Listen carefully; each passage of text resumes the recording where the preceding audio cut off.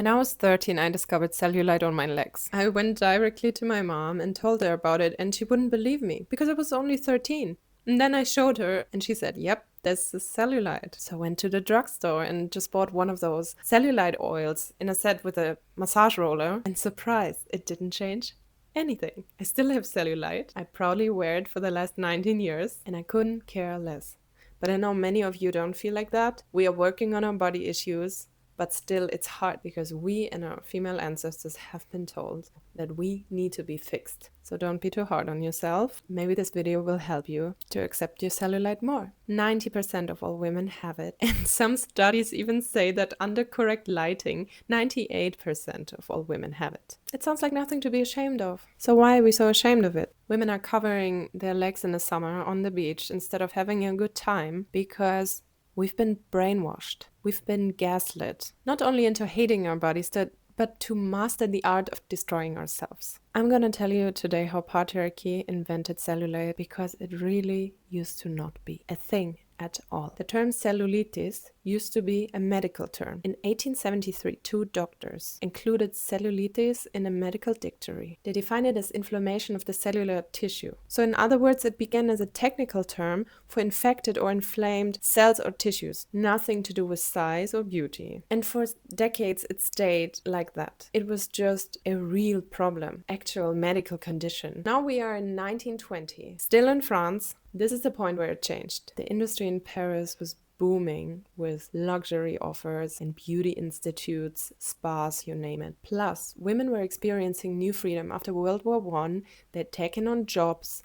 They were walking around outside in short skirts. They cut their hair short. They just didn't spend 90% of their time in the kitchen anymore. So there was newfound liberation and independence. Patriarchy doesn't like that. There was a backlash, but a quiet one. So some smart people thought, how can we funnel this new self-earned money that women have in a way that profits us? We just create a new flaw, easy as pie. They will worry about it and then we will offer a solution to fix it. If this also makes you want to throw up, then click subscribe so we can throw up together. Now the term cellulite was used because it sounded more scientific. And people fell for it. We're moving to 1933, when a French magazine founded by L'Oréal published an article about cellulite. They gave cellulite this entirely new meaning, saying it's a combination of water, residues, toxins, and fat. Dr. Debec, who wrote this article, described it as a sort of abnormal fat that no amount of exercise could eliminate. Cellulite was portrayed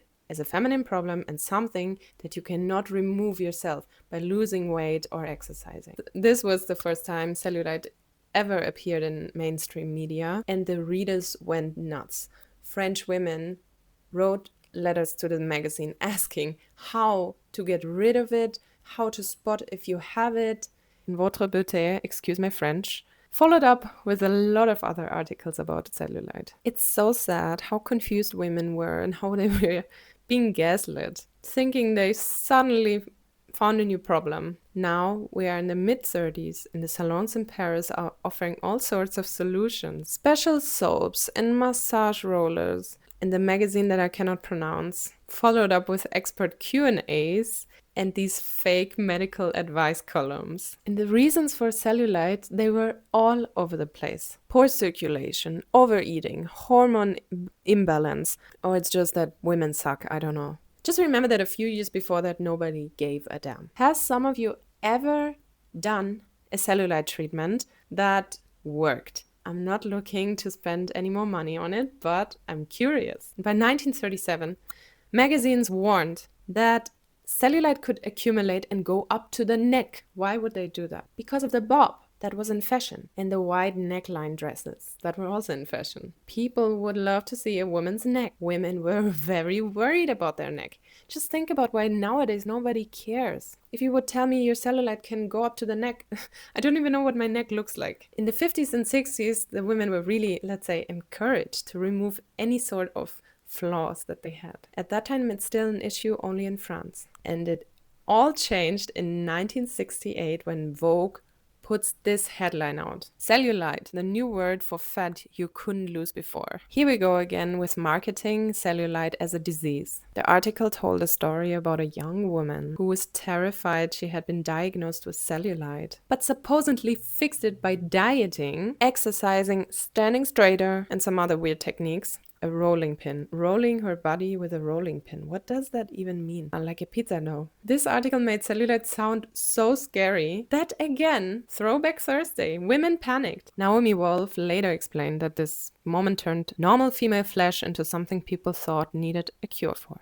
And this were happening right when women were fighting for more rights. Again, beauty standards got stricter. As a backlash, the patriarchal society needed to find a new way to control them. And in the 70s, the cellulite became this global obsession that it is today. I'm smiling all the time because it's so, it's a shock response. And in this decade, we have this full circle moment. I'm gonna cry. A beauty specialist in New York who was French turned cellulite into this business gold mine. She published a book called Cellulite, Those Lumps, Bumps, and Bulges You Couldn't Lose Before. Nicole Ronsard. It sold over 200,000 copies, became a bestseller, and she said that cellulite was a special type of fat full of water and waste. She created a 6-step program. We love a certain amount of steps to cure it. Diet, water, exercise. Breathing exercises, massage, and relaxation. Thank God that doctors immediately said that this was nonsense, that cellulite is ordinary fat, and that dimples actually come from how connective tissue pulls the skin. The 1970s brought creams, rollers, body wraps, machines that shook you, slimming tights, and businesses made millions. In the 80s, this anti-cellulite industry just kept growing. Regulators eventually stepped in, and the FTC forced companies like L'Occitane, QVC, and Nivea to refund customers for false claims. Scientists kept repeating, there's no cure because there's no disease. Laughing in disbelief.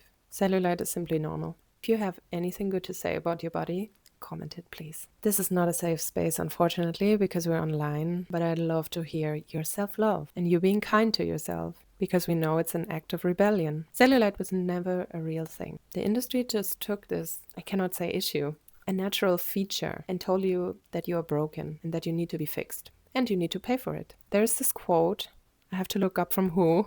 Before being invented, cellulite was just female flesh. Let's talk a little bit more about how cellulite was once celebrated. This painting shows cellulite as a part of the beauty idol. It's called Three Graces by Peter Paul Rubens, and for most of Western history, this was not a problem. It was even celebrated in art and culture. But even earlier, even though the Greeks idolized athlete bodies, female figures were portrayed with rounded hips and soft thighs. Let's talk about my favorite fat era, Baroque. Artists were very generous here. They embraced the idea that a woman's body should look alive. It was excessive. It was to an unhealthy amount. That fat meant wealth and fertility and beauty. Yes, it's also fake. But let's just indulge in these images a little bit before we go back to our diet culture life. I'm a bit sad now. I will definitely make more videos on inventions of patriarchy, so if you want to see more, follow me. It might not be frequent, but I will be back with part 2 and 3 and 4 of this horrible series. Thank you guys so much for watching. Please subscribe and see you next time.